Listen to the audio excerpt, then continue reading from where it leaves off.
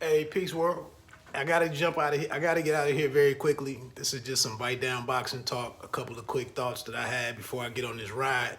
I'm trying to put up a big number, so I'm gonna get out here early. It is Friday night. What's this? March 4th, and we have Jose Ramirez against Jose Pedraza. Uh, I think it starts at 10:30. I think it's 10:30 on ESPN Plus. And my prediction, I'm gonna take Ramirez for my winner.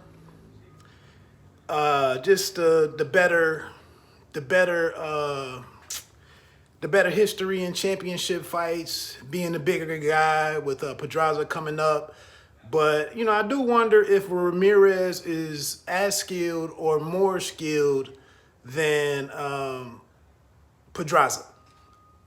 So I think Pedraza might try to rely on his technique and his boxing a little bit more.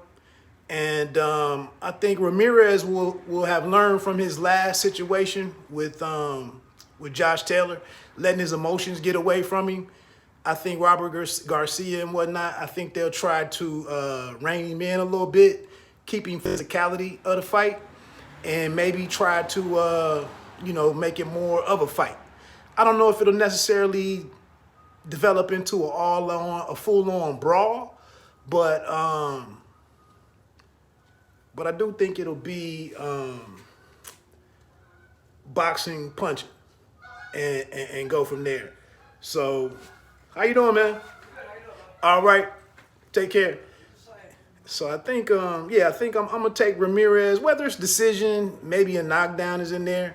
Maybe somebody gets hurt badly, but I think it may go to decision. Um, Again, with Pedraza, he's a little awkward. Kind of a versatile guy, a well-rounded guy. But it just seems, he seems to really mold his game to what a particular opponent calls for. So, like I said, I would imagine that he boxes a little bit more, maybe tries to stay out in some space a little bit, see how well, his power serves him in this fight, and he'll gauge whether or not to press it or just to try to box his way to a decision. Again, I think Ramirez, he builds it up and may go for it to make a statement, especially if Josh Taylor leaves the division, and those belts get freed up. So that's that. The other thing that I wanted to talk on was I also want to see Carlos Balderas tonight, as well as the Sheehy kid, Torres, the Mexican heavyweight. I think he's Mexican, but from the USA Olympics team. That said, get into Probellum. I've been seeing a lot out here about Probellum for the last couple of 2+ months. A partner of mine, shout out to LaTorres Harrison of the Conceited Nobody podcast, brought it to my attention about Charles Bad News Conwell, talking about he would be ready for Jermell Charlo later this year for super welterweight title or title fight, especially if Jermell is the undisputed champion. If he still has a title coming out of the rematch against Castagna, which I think they named for like May 14th or something. So I'm intrigued to see what this move for Charles Conwell being signed by Probellum. He's been with Lou DiBella. DiBella was one of the promoters brought in by Probellum, to represent their lineup of fighters, which is an international, is an international group of fighters from all over the country.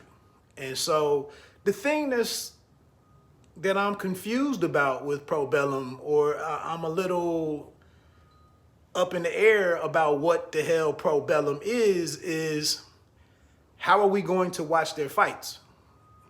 That's the shoe that I'm waiting to fall when I keep hearing things about Probellum. And it sounds like, or it could be, is it Boxer or is it Fight.tv? And if that's the case, then it's like Probellum is just kind of like DAZN minus, Eddie Hearn and some of the issues that some people had when Eddie Hearn was granted the opportunity to usher in the arrival of DAZN. So here it is. We could be going for another app, another subscription plan. And then if it is Fight TV where their fights are going to primarily happen, then we're talking about a host of other issues, like who is the on-air team? Is it Canobio and Erdman? Do they get some other guys? Is it a rotating group of guys? And then what's I don't know if you've looked at Fight TV, but the user interface is a bit weird. What are the price points? I know a couple years ago I actually bought a subscription to Fight TV for some fights that I was trying to cover, and I ended up